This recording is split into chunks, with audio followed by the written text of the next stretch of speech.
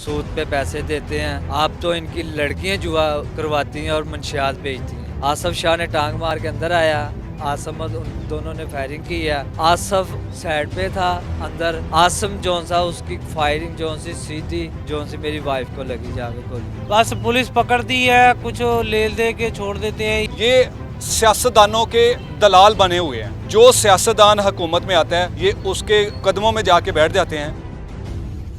अस्सलाम वालेकुम नाज़रीन, मैं हूं एडी मलिक और मैं इस वक्त मुगलपुरा थाना की हदूद में मौजूद हूं, जहां 4 रोज़ पहले एक 35 साला खतून को गोलियां मारकर कत्ल कर दिया गया। वो कौन लोग हैं और क्यों उस खतून को बेईमाना उसका कत्ल हुआ? मेरे साथ उस खातून के शोहर और उनके बेटे भी मौजूद हैं। उनसे बात करते हैं कि ऐसी क्या आप लोगों की दुश्मनी थी कि जिन लोगों ने आपके घर आकर घर में घुसकर गोलियां मारकर एक खातून को कत्ल किया, और उसके बाद पुलिस ने मुकदमा दर्ज करने के बाद क्या मुलजमान को गिरफ़्तार किया है, या आज भी मुलजमान आम उनकी जो दंदनाते पहले फिरते थे और अभी भी वो पुलिस की गिरफ्त से आज़ाद हैं, या कि वो गिरफ़्तार हो गए हैं? भाईजान मुझे बताएं कि क्या दुश्मनी थी आपके घर आकर आपकी वाइफ को उन मुलजमान ने कत्ल किया, और कौन लोग थे, क्या करते हैं, कहाँ से आए थे? सर हमारी कोई दुश्मनी नहीं किसी के साथ भी। छोटा भाई है, वो नशा करता बहुत काफ़ी देर से, ये नशा बेचते हैं। कौन लोग हैं, क्या नाम है इनका? ये इधर शाह हैं, बिल्ले शाह नहीं, अच्छा, उनके बेटे हैं। वो भी बेचता था, बिल्ले शाह उनका बाप भी। सारी उम्र उन्होंने जुआ कराया, मंशियात बेची, चोरियाँ डकैतियाँ की उन्होंने, उनके बड़ों ने भी सारी। ये ख़ानदानी कारोबार है इनका? से यही कारोबार इनका, सूद पे पैसे देते हैं। आप तो इनकी लड़कियां जुआ करवाती हैं और मंशियात बेचती हैं। बहनों के ज़रिए ये जग्गा भी भत्ता भी लोगों से लेते हैं। तो उस दिन क्या वाक़या हुआ था वो कि वाकई ये हुआ है कि छोटे भाई ने इनको दिए पैसे को नशा लेने के लिए। आपके छोटे भाई? हाँ जी, उससे पैसे ले लिए, उसे नशा नहीं दिया, उसे मारा मुरा, तो वो चले गया, ये भी चले गए। थोड़ी देर बाद ये घर आए हमारे हमारे घर आन के उन्होंने फायरिंग की है। 5 जने थे। अच्छा, 5 लोग आए थे जिन्होंने फायरिंग की? जी 5 जने थे ये।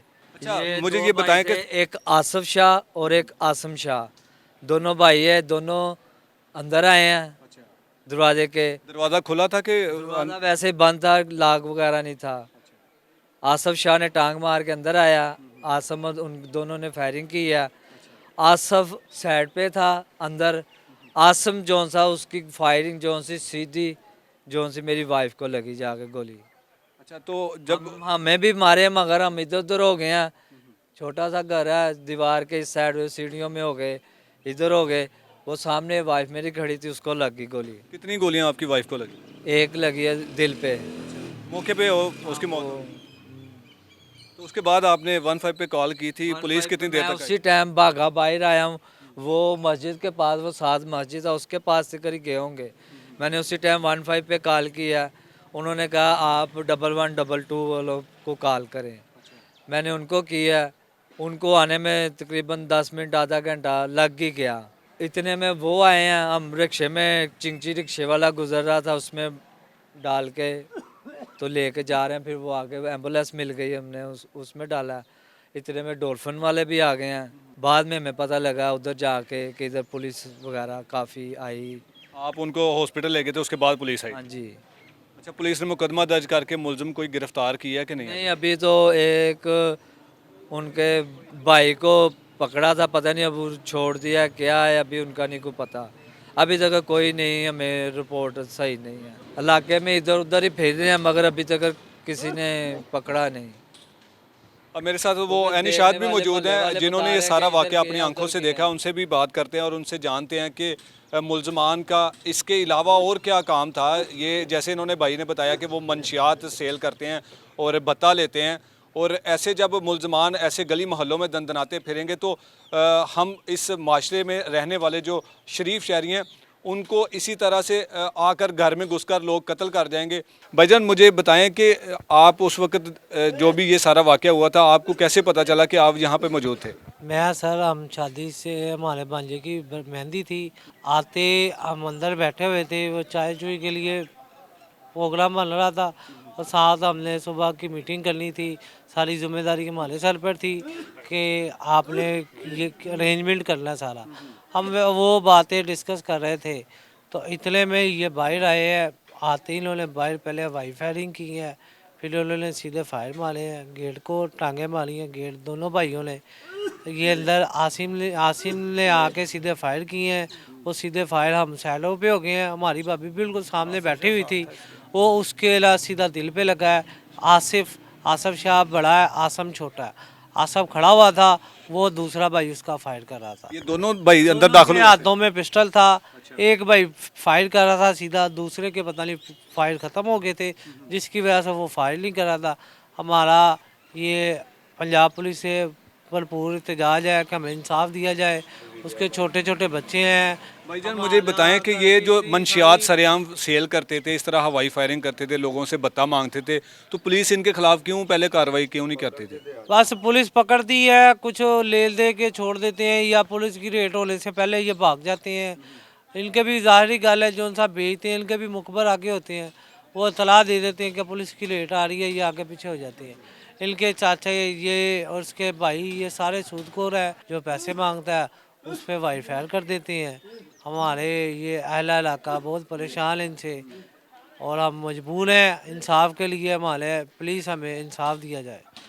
हाँ जी बिल्कुल जी, मेरे साथ मकतूला का बेटा भी मौजूद है, उनसे भी बात करते हैं कि वो उस वक्त वकूए के वक्त वो कहाँ था और उसके बाद पुलिस इनके साथ क्या तावन कर रही है, क्या इनको ये यकीन दहानी दी गई है कि हम जल्द से जल्द मुलजमान को गिरफ़्तार करेंगे। भाई आप उस वक्त कहाँ थे? आप शादी से जब लोग आप आ रहे थे? जी मैं जब शादी से आया हूँ ना, मैं अपनी वालदा के साथ आया हूँ। मैं वालदा को उतार के घर तो फुप्पो को लेने चला गया हूँ। तो तकरीबन 5 मिनट वहाँ पे लग गए। तो इतने में ना मेरी सिस्टर की कॉल आती है। तो सिस्टर बस आवाज़ रोने की आ रही होती है, हम परेशान हो जाते हैं। उसी टाइम हम फ़ौरन आ जाते हैं। तो देखते हैं तो इधर बाहर लोग भी खड़े होते हैं। अंदर जाते हैं तो वालदा गिरी होती हैं। ठीक है, तो हम बाहर लाते हैं यहाँ से। तो जब आप आए थे तब वो मार के चले गए थे? जी कोई वहाँ तब वो कोई भी नहीं था बाहर। तो हम बाहर जब यहाँ पे आते हैं तो यहाँ से चिंची रक्षा ना गुजर होता है, उसमें हम बिठाते हैं। तो हम वो आगे ढूंढी है, वहाँ तक जाते हैं तो ना एम्बुलेंस आ जाती है, उसमें हम लिटाते हैं। तो हम चल जाते हैं, हॉस्पिटल जाते हैं तो डॉक्टर कहते हैं कि अब नहीं बची है, डेथ हो गई इनकी। तो पुलिस अब क्या कहती है कि जी हम कब तक मुलजमान को पकड़ लेंगे? पुलिस ना अभी तक कोई रिस्पांस नहीं आया, क्योंकि 4 दिन हो गए हैं। इतनी देर में तो सब कुछ हो सकता है। तो अभी तक कुछ भी नहीं रिस्पांस आया। पुलिस यही कहती है हम लगे हैं, ये है बस। वो उस दिन के बाद पुलिस आपके घर आई थी? ये आज आई है, 4 दिन बाद आज आई थी। ये 1.5-2 घंटे पहले 3 जने आए थे। आए हैं तो वो कहते हैं जी कि हमें दूसरों के भी घर दिखाएं, तो हम आपके साथ हैं। तो वो गए हैं गली में, तो 1-2 जने गए और एक इधर ही था। 2 जने क्या कर लेंगे? पुलिस होनी चाहिए ना। देखें जी, ये आदि मुजरम है, ठीक है। ये सूदखोर के बता लेते हैं, ऐसे दनाते फिरते हैं, लोगों को हरासा करते हैं, ज़दोगोब करते हैं। देखें, हमारी पुलिस से इल्तमास है कि ऐसे दहशतगर्द लोगों को अपनी गिरफ्त में लें, ताकि लोगों का पुलिस के ऊपर एतमाद आए कि पुलिस हमारे पीछे खड़ी है, ठीक है। इस तरह ये दनाते फिरेंगे। अब भी देखें, ये बच्चा है, हमें इसका तोहफ़ा चाहिए। ये हमारा बिनोई, इसका तोहफ़ा चाहिए। अगर पुलिस इनको गिरफ्तार नहीं करेगी, ये ऐसे दनाते फिर रहे हैं। आपको नहीं लगता कि पुलिस आम आवाम की हिफाजत करने के बजाय ऐसे मुलजमान की हिफाजत करती है? देखिए, ये तो पुलिस को खुद सोचना चाहिए ना कि वो हमारे साथ है, मजलूमों के साथ है कि दहशतगर्दों के साथ है, ठीक है ना। अब हमें इस बच्चे का तोहफ़ा चाहिए। वो लोग इधर दनाते फिर रहे हैं, पिस्टल हाथ में है, राइफलें हाथ में लेके फिर रहे हैं, उनको कोई पकड़ने। अभी भी फिर रहे हैं वो? हाँ जी, वो फिर रहे हैं। तो आपने पुलिस को इतला नहीं दी? पुलिस को तो देखें, इतला देते हैं। अब 3 दिन बाद पुलिस आई है हमारे पास, 4 दिन बाद। पुलिस को तो चाहिए इनके घरों से औरतें उठा लाए। हमारी औरत चलेगी, हमारा एक मेरी केली बहन थी, ठीक है, हम उसको कहाँ से लेके आएंगे? अगर उसके मुजरम ही दनाते फिरेंगे तो फिर हम कानून से क्या इंसाफ चाहते हैं? हम क्या तवक्का रखेंगे कानून से? जी बिल्कुल, ये इंतहाई अफसोसनाक वाक़या था कि एक घर में घुसकर एक बेगुनाह खतून को कत्ल कर दिया गया, और कत्ल करने के बाद जो हमारे कानून नाफज करने वाले अदारे हैं उनकी आप कारकर्दगी देखनी है तो जाएं ज़मान पार्क देख लें।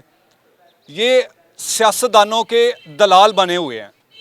जो सियासतदान हुकूमत में आता है ये उसके कदमों में जाके बैठ जाते हैं और जिनकी हिफाजत का ये बेड़ा उठाते हैं, जिनकी ज़िम्मेदारी लेते हैं कि हम जिस थाने में तैनात होंगे उस थाने की हदूद के जितने भी घर होंगे, जितने भी आम अफराद, जितने भी लोग होंगे, हम उनका तहफ़्फ़ुज़ करेंगे।